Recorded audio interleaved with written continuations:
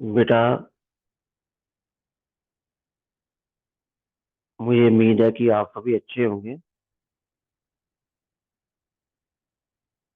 काफी समय के बाद मौका मिला है वीडियो बनाने का।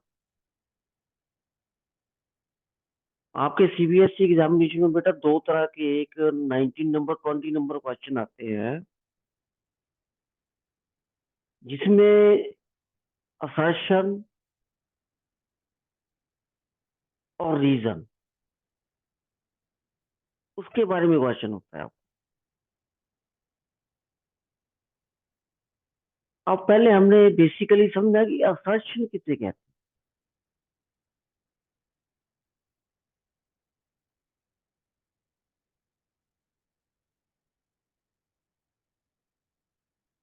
असर्शन का मतलब होता है दावा किया आप,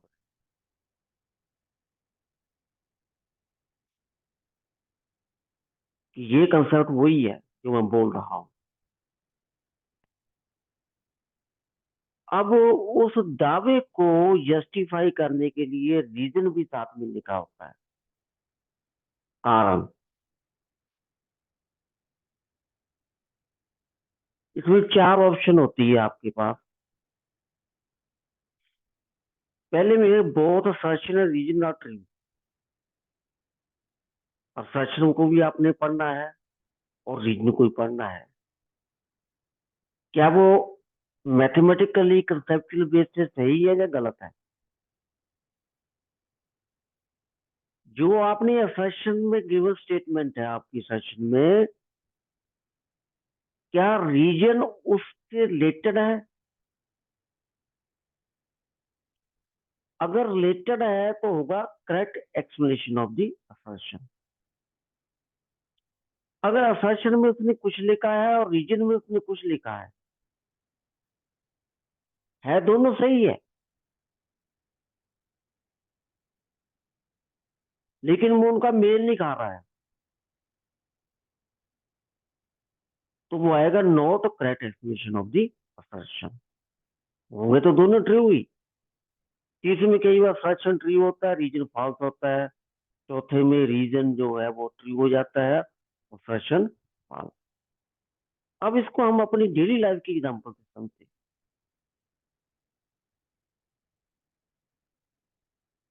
असर्शन मैंने लिखा कि मिस्टर एक्स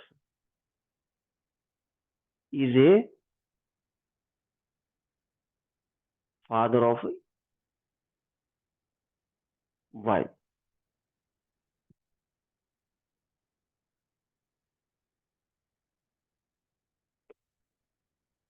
अब मैंने रीजन में भी लिख दिया,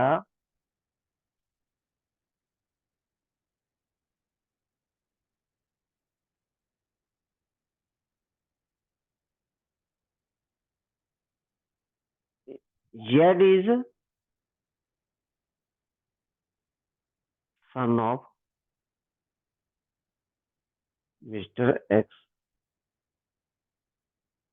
then Y and Z are brother, real brother. ये मैं आपको डेली लाइफ से पहले एग्जांपल दे रहा हूँ।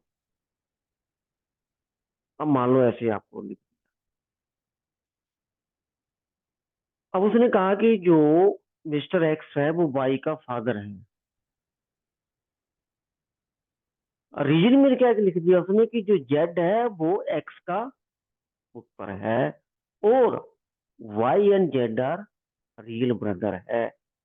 इट मीन्स ये भी ट्रू हो गया, ये भी क्या है, ट्रू।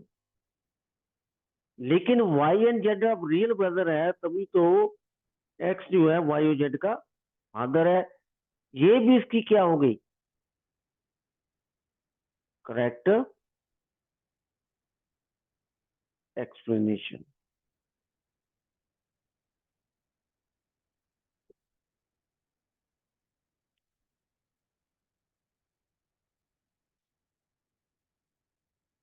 अब अगर जहां पे इन्होंने ये ना लिखा होता,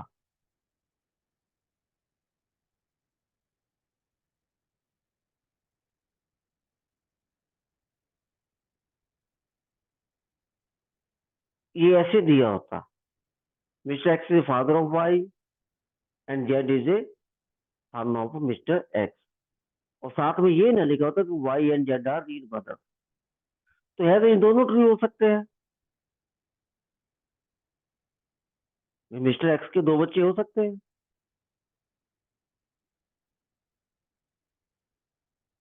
लेकिन उसके लिए इसने एक्सप्लेनेशन कोई नहीं दी है। तो आपकी जो ऑप्शन आनी थी वो क्या आनी थी?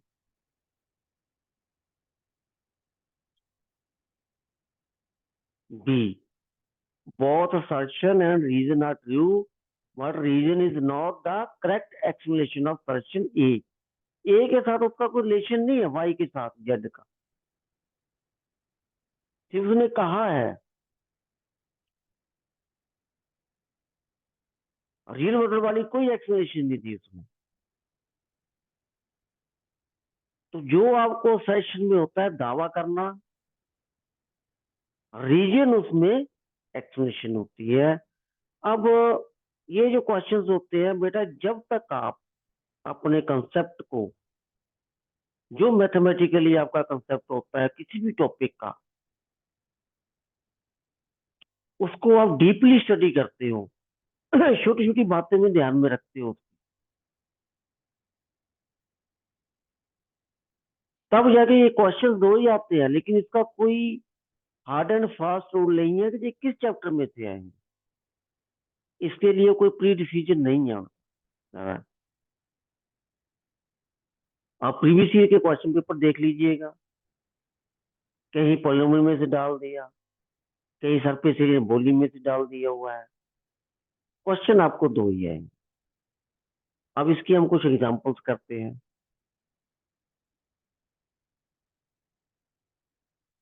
अब जैसे फर्स्ट स्टेटमेंट में आपको उसने कहा है HCF and LCM of two numbers are 25 and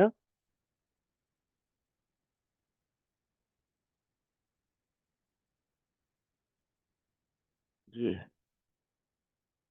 और फर्स्ट चैप्टर में हमारे कंसेप्ट आता है कि जो HCF होता है वो फैक्टर होता है किसका? LCM का। अब देखो डिवाइड करके देखो,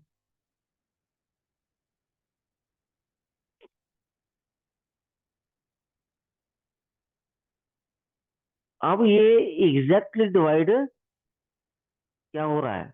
नहीं हो रहा, रिमाइंडर बच रहा है। इसका मतलब कोई भी मेरे पास दो नेचुरल नंबर हो, उनमें 25 HCF और 850 LCM नहीं हो सकता, क्योंकि HCF टोटली डिवाइड नहीं कर रहा है किसको? LCM को। अब LCM of two number is always divisible by their HCF।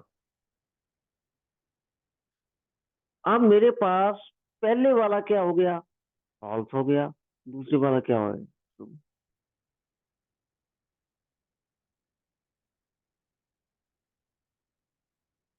अगर आपने इसकी एक्सप्लेनेशन देखनी हो तो सही है पहले वाले की सेकंड, लेकिन जो हमारे पास ऑप्शन आती है उसमें ऐसा आता है assertion A and R are true, reason B, R is a correct explanation of assertion, लेकिन हमारा तो assertion ही क्या हो गया? फॉल्स हो गया है। ये ऑप्शन तो नहीं हो सकती, तो हमारी कौन सी ऑप्शन आएगी? डी। उस क्वेश्चन में असर्शन क्या है मेरा? फॉल्स हो गया है, और रीजन क्या हो गया? एक्सप्लेनेशन ठीक है उसकी, लेकिन मेरा असर्शन गलत हो गया है। अब यहाँ भी कंफ्यूज हो जाएंगी, ये एक्सप्लेनेशन तो सही दे दी इसने, तो क्या पहला होना चाहिए? नो, वहां तो पहले वाला आंसर तभी आना है अब दोनों अगर ट्रू हो। सेकेंड क्वेश्चन, HCF of 234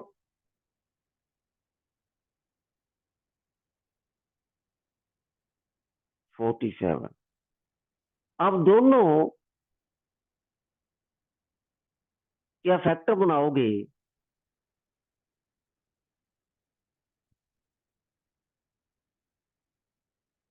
यही बनेंगे। आगे भी डिवाइड हो जाएगा। अगर आप फैक्टर बनाओगे 234 के, तो आपके पास क्या क्या फैक्टर बनेंगे?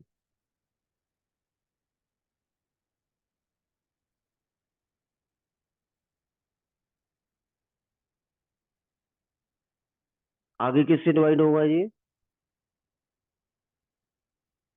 3 से।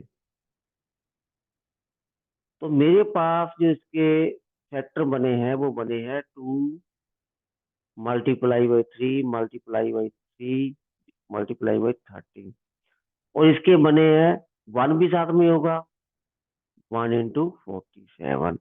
तो दोनों का एचसीएफ क्या है मेरे पास? 1 आया है। अब जिन नंबर का एचसीएफ 1 होता है उस नंबर को हम क्या बोलते हैं? ओ प्राइम नंबर। अब मैंने जस्टिफाई कर लिया, पहला तो मेरा ट्री हो गया। एचसीएफ 2 नंबर इज ऑलवेज 1, ये भी क्या हो गया? ट्री हो गया। अब देखो, 237 एंड 47 को प्राइम नंबर है। अब उसकी एक्सप्लेनेशन उसने यहाँ दे दी।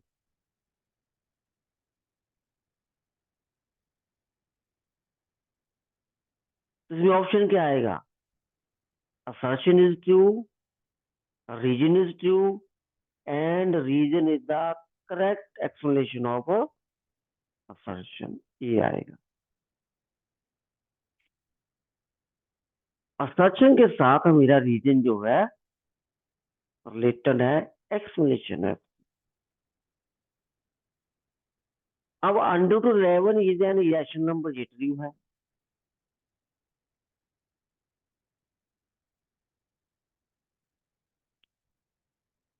if p is a prime number then under p is an irrational number। अब जितने भी मेरे पास प्राइम नंबर है, 2 ले लीजिए, अब उसका स्क्वायर रूट कर दीजिए, इरेशनल बन गया। 3 भी प्राइम नंबर है, 5 भी प्राइम नंबर है, 7 भी प्राइम नंबर है, 11 भी प्राइम नंबर है, 13 भी प्राइम नंबर है, आगे 17 भी।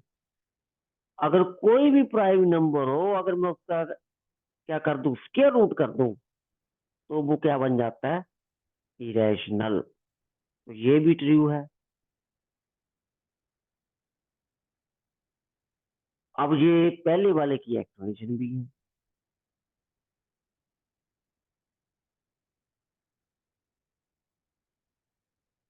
अब क्या ऑप्शन होनी चाहिए इसकी? दोनों ट्रू है, और एक्सप्लेनेशन भी क्या है?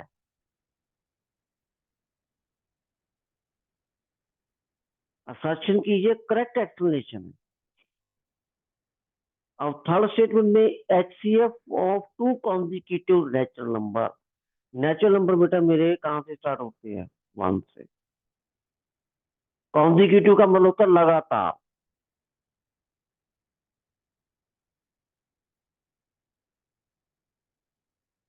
उनमें गैप नहीं चाहिए। एक पहला है तो दूसरा 2 होना चाहिएगा, पहला नंबर 2 लिए तो दूसरा 3 होना चाहिए। अब मान लीजिए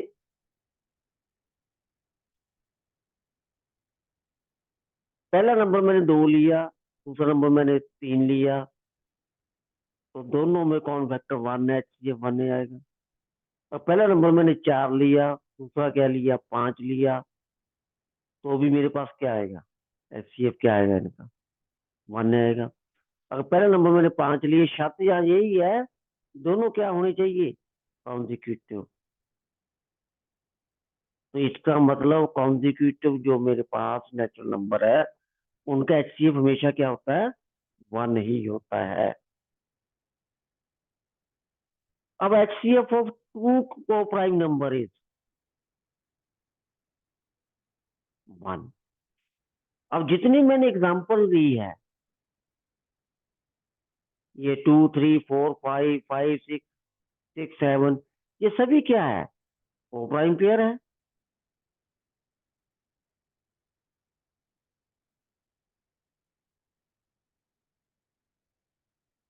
तो पहला भी मेरा ट्रू है और दूसरा भी क्या है, ट्रू है।